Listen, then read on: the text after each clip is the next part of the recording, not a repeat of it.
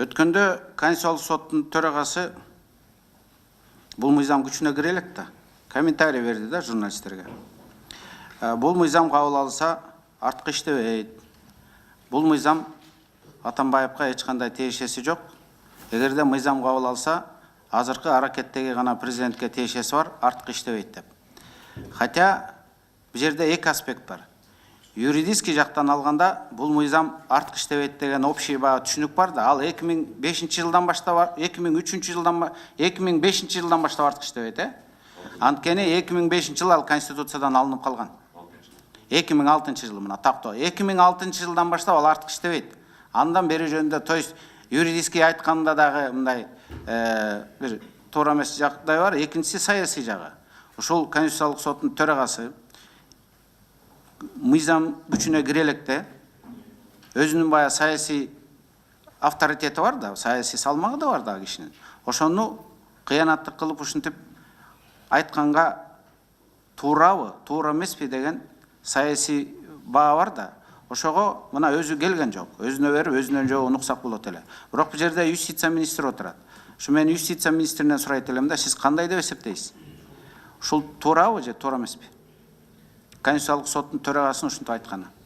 Бул мыйзам долбоору Конституцияга ылайык келтирилип атат. Убагында өкмөттүн тарабынан деле бул мыйзамга өзгөртүүлөр киргизилип аткан, бирок мындай объективдүү себептер менен бул токтом кайра күчүн жоготуп, 2011 жылы бул ошого окшош мыйзам долбоору киргизилген Жогорку Кеңешке, бирок 14 жылы кайра кайтарылып, ошол токтом күчүн жоготту да. Мен ойлойм, бул Конституцияга ылайык келтирилип атат, биякта маселе жок деп. Жок, сиз айтсаңыз, мен эми ал суроону айткан жокмун да. Мамыровдун ушинтип прессага берген маалыматы туурабы же туура эмеспи? Мыйзамга дал келеби? Конституциялык соттун төрагасы ал бир катардагы эксперт же юрист эмес да, Конституциялык соттун төрагасы. Эртең ушул Конституция боюнча бир пикири болсо, именно сотко барып тиет. Ошо киши карап, ошо киши чечим соглашать этет. А бул заранее кандай чечим болоорун пикирин айтып таңуулагандай сезилген жок. Ошо жөнүндө суроо бердим. Мында бар же жок десеңиз, башка жакка кетип калбайт. Ал сөздү укпаптырмын. Мыйзам боюнча Конституциялык палатанын соттору эгерде каралып атса, бир мыйзам Конституциялык палата производстводо болсо, ошондо комментарий бере албайт. Ошондо эле. Демек,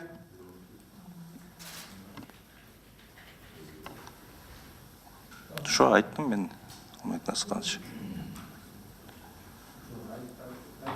Туура кылдыбы, туура эмес кылдыбы? Эмнеге мындай баарыңар жалтаңсыңар? Силерди атып салабы, же кесибиеби? Мына мен айтып атам, Мамыров туура эмес кылды деп атам.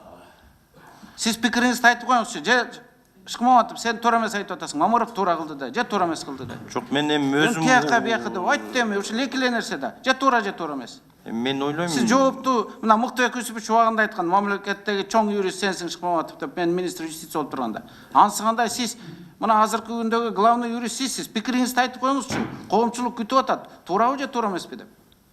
А сиз кайра эле токойго кире качып атасыз. Айтыңыз да. Алмабек Насыпканович, өзүңүз билесиз, юристтер бүт баарын изилдемейинче мындай так айткандан дайыма баш тартышат. Мен изилдейин бул маселени. Мен ал сөздү укпаптырмын. Эмне жөнүндө сөз болгонун мен уккан жокмун. Сиз айтып атасыз, мен изилдейин. А так азыр туурабы туура эмес айтканда туура эмес деп ойлойм да. Аман болуңуз. Рахмат.